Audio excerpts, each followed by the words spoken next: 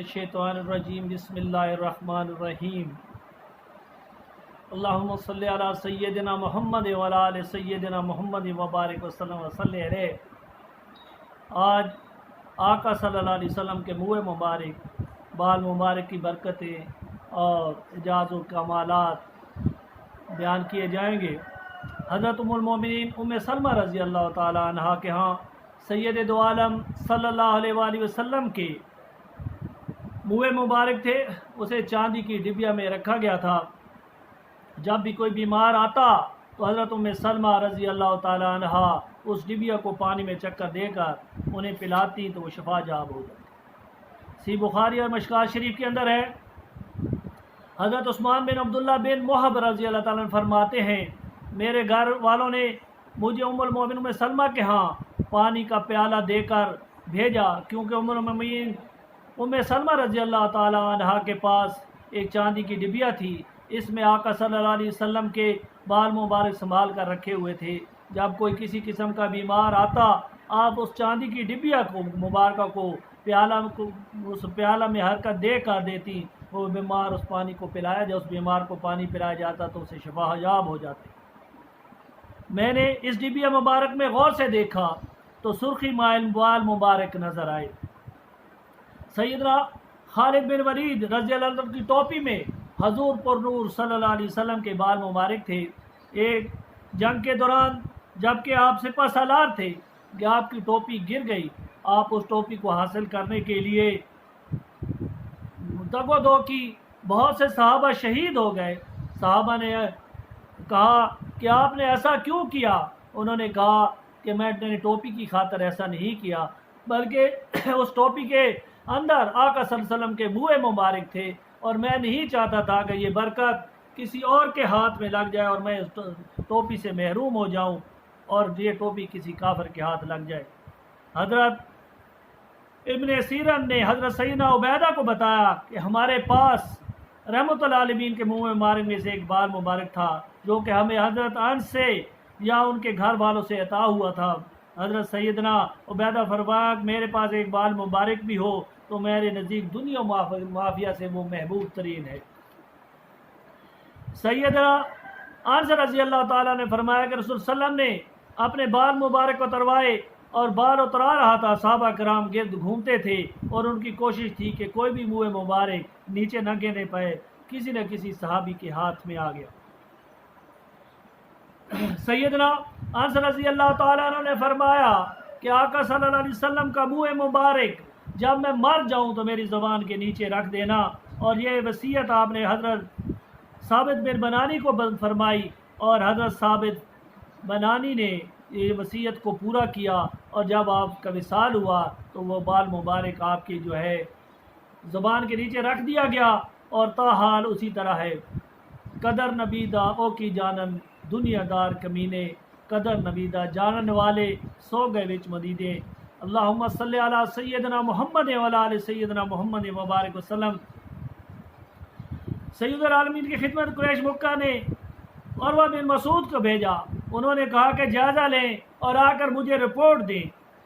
तो उसने आकर रिपोर्ट दी कि मैं कैसो किसरा के यहाँ गया, नजाशी के यहाँ गया, बड़े बड़े बादशाहों के यहाँ गया।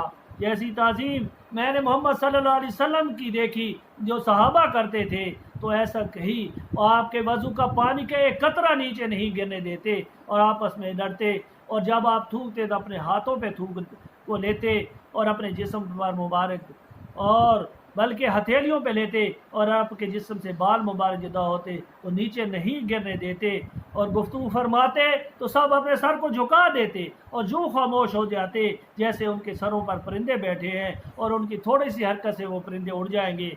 और इनके सहाबा कराम अजमईन आपकी तज़ीम के लिए आपकी तरफ नज़र उठाकर भी नहीं देखते। तो ये है आका सल्लल्लाहु अलैहि वसल्लम के ग़ुलामों की हालत। खुद सैयद आलम सल्लल्लाहु अलैहि वसल्लम ने फरमाया, जिसने मेरे एक बाल को भी अजियत दी उसने मुझे अजियत दी, और जिसने मुझे अजियत दी उसने अल्लाह पाक को अजियत दी। बल्कि एक शहर में एक ताजिर रहता था, उसके दो बेटे थे। जब ताजिर फौत हुआ तो उसकी जायदाद दोनों बेटों में आधी आधी तकसीम की गई, لیکن اس خوش بخت و نصیب تاجر کے پاس سید عالم صلی اللہ علیہ وسلم کے 3 منہ مبارک تھے۔ جب منہ مبارک تقسیم کی باری آئی تو ایک ایک بال تو تقسیم ہو گیا، اور بڑے بیٹے نے کہا کہ اس بال کو آدھا آدھا کر لیتے ہیں۔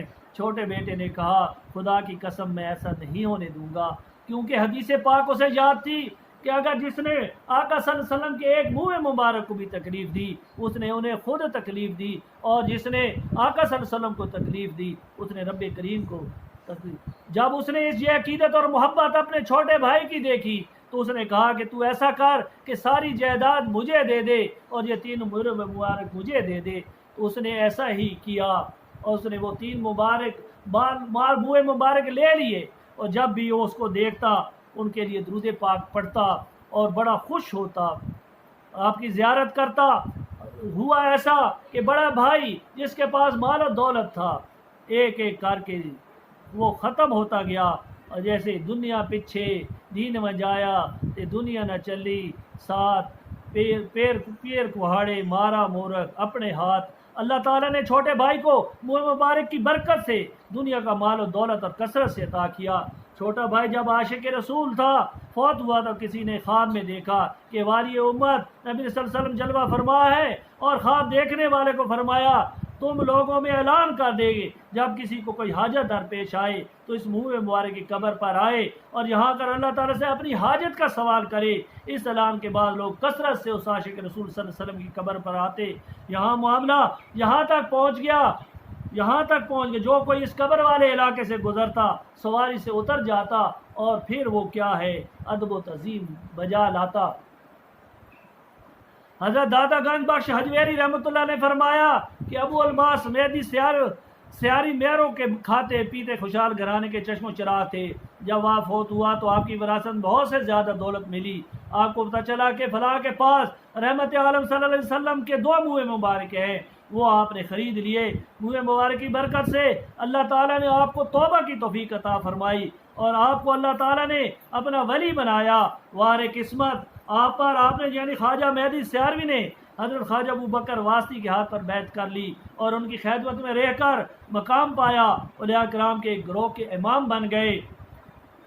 پھر جب آپ کی وصال کا وقت قریب آیا تو آپ نے وصیت فرمائی کہ یہ دونوں منہ مبارک میرے منہ میں رکھ دیجئے۔ چنانچہ ایسا ہی کیا گیا۔ ان کا مزار مبارک مرو میں ہے، حضرت داتا مہدی سیاروی مرو شریف میں ہے۔ لوگ وہاں اپنے حاجتیں لے کر جاتے ہیں، وہاں جا کر حاجتیں طلب کرتے ہیں، ان کی حاجتیں پوری ہوتی ہیں۔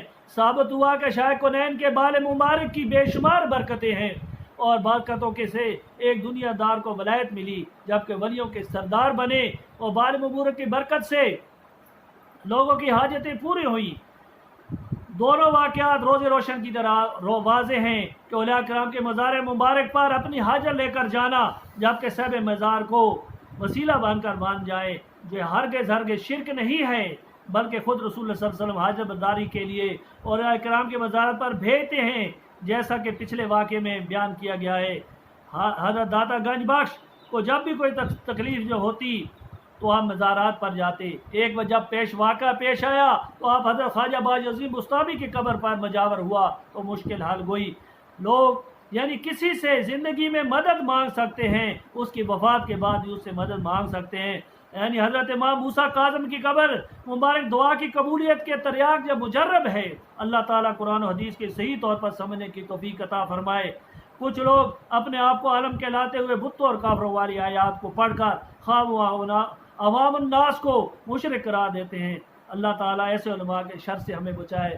اللہ تعالیٰ حضور صلی اللہ علیہ وسلم کی تعظیم کرائے اور آقا صلی اللہ علیہ وسلم کے منہ مبارک کی تعظیم کرائے۔ وآخر دعوانا الحمدللہ رب العالمین۔